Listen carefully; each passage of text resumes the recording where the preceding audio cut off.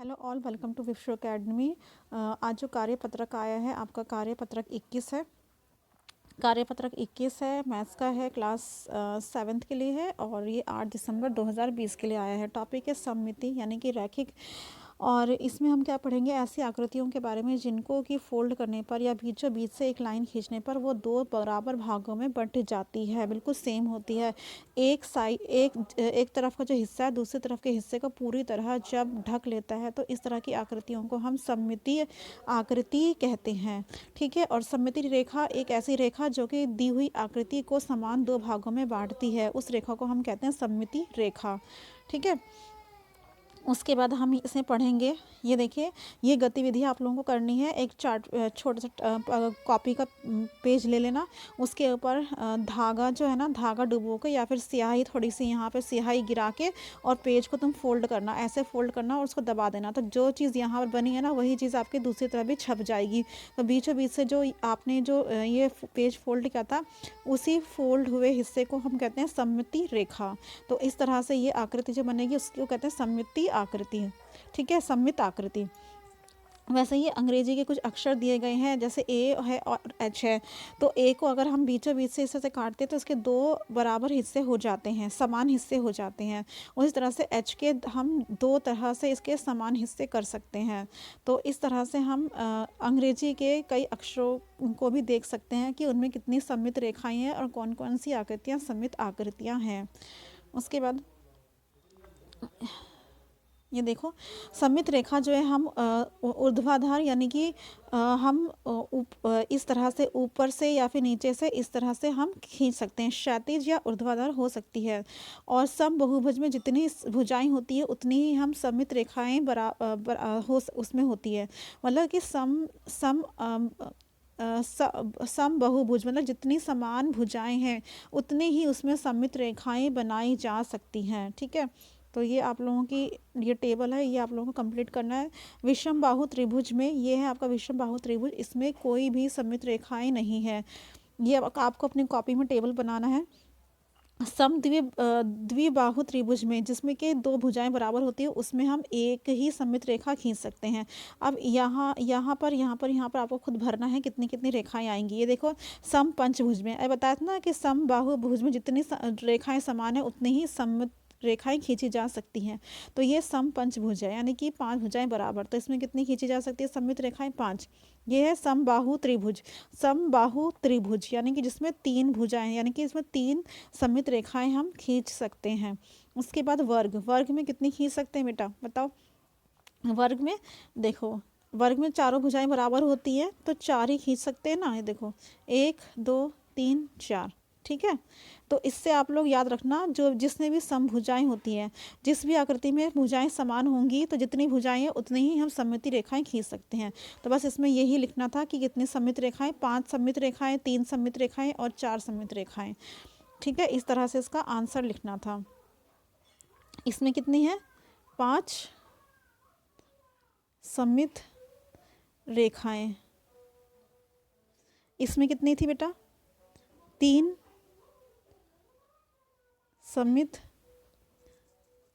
रेखाएं। में 4 सममित रेखाएं। ठीक है, ये इसकी स्पेलिंग है।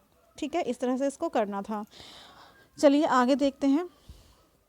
आपको इसमें ये दिया हुआ है कि ये जो आकृति है ई को जब हम मिरर में देखेंगे तो इसका प्रतिबिंब बनता है, यानी कि इसकी जो इमेज बनती है, प्रतिबिंब मतलब परछाई जो बनती है वो उल्टी बनती है। ठीक है, उसका आधा भाग दूसरे भाग का दर्पण होता है, यानी कि ई ऐसा बना है तो इसका जो ये दूसरा जो हिस्सा इसका बना है, ये बीच में आईना रख दिया जाए तो इसकी जो दूसरी आकृति बनती है वो उसका प्रतिबिंब बनता है। ठीक है, अब जो आप लोगों को करना है ये तो बच्चे चलो अब अपने जो ये है आइए प्रयास करें, ये प्रयास कर लेते हैं। इसमें क्या है ये देख लेते हैं।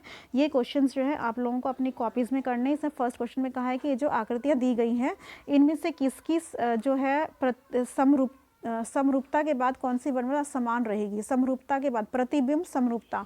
ठीक है, आईने में जब उसकी इमेज बनेगी, उसकी परछाई बनेगी तो उसकी परछाई बनने के बाद भी वो अक्षर वैसा ही रहेगा जैसा कि वो है।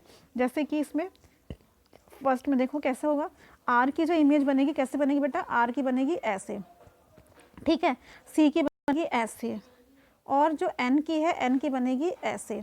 उसके बाद ए की बनेगी आपकी सेम रहेगी बेटा, ठीक है, और टी की सेम रहेगी बेटा। आप लोग अपनी जो कॉपीज़ में इन सबको ड्रॉ करके और आईने के आगे रख के भी अपना आप कर सकते हो किसकी इमेज सेम रही है। तो इसका आंसर आप लोग लिखोगे फर्स्ट में, पहले ये सब आप लोगों को लिखा है, उसका लिखोगे आंसर ए एंड टी, ठीक है, उत्तर, सॉरी उत्तर, ठीक है, आपका उत्तर रहेगा ए एंड टी। तो ए एंड टी ऐसे ए और टी लिखोगे, यहाँ पर आप उत्तर लिखोगे ए और टी, ठीक है, ए और टी इसका जो है उत्तर है। ए और टी ऐसे अक्षर हैं जिसके प्रतिबिंब समरूपता के बाद भी वो अक्षर समान रहेंगे। ए और टी इसका आंसर है, ठीक है। तो आई होप कि आपको ये फर्स्ट क्वेश्चन अच्छे से समझ में आ गया होगा। सेकंड करते हैं, ये देखिए सेकंड में कहा है कि अनंत संख्या वाली सममित रेखाएं वाली आकृति, मतलब ऐसी आकृति बनानी है जिसमें कि हम अनगिनत सममित रेखाएं बना सकते हैं। तो सेकंड में जो आपका होगा, आपको एक इस तरह से बनाना है गोला वृत्त, और उसका नाम लिख देना कि ये वृत्त। वृत्त बेटा ऐसी आकृति है जिसमें हम खूब सारी अनगिनत सममित रेखाएं बना सकते हैं, ठीक है। उसके बाद है थर्ड का पहला देखो, एक समांतर चतुर्भुज में कितनी सममित रेखाएं बना सकते हैं। समांतर चतुर्भुज में कितनी बेटा बना सकते हैं, 4, ठीक है, 4 सममित रेखाएं। आपको ऐसे ही लिखना है, सममिति रेखाएं। उसके बाद बी में है आपका समषटभुज में 6 सममित रेखाएं। उसके बाद सी में है आपका वर्णमाला अक्षर एक्स में कितनी बना सकते हैं सममित रेखाएं, 2, ठीक है, 2 सममित रेखाएं। बस ये आपका थर्ड का आंसर है। तो उम्मीद करती हूँ कि आप लोगों को अच्छे से वर्कशीट समझ आ गई होगी। तो अगले हफ्ते तक के लिए और अगले हफ्ते की वर्कशीट तक के लिए मेरी तरफ से गुड बाय, और घर में रहिए, सुरक्षित रहिए। और अगर आपको ये वर्कशीट समझ आ गई है, मेरा पढ़ाने का तरीका आप लोगों को अच्छा लग रहा है, तो आप लोग लाइक शेयर कमेंट कर दीजिए और इस चैनल को सब्सक्राइब कर लीजिए, ताकि आने वाली सभी वर्कशीट का जो सॉल्यूशन है, हल है, आप लोगों को आसानी से और इसी तरह से इजी तरीके से मिलता रहे। धन्यवाद।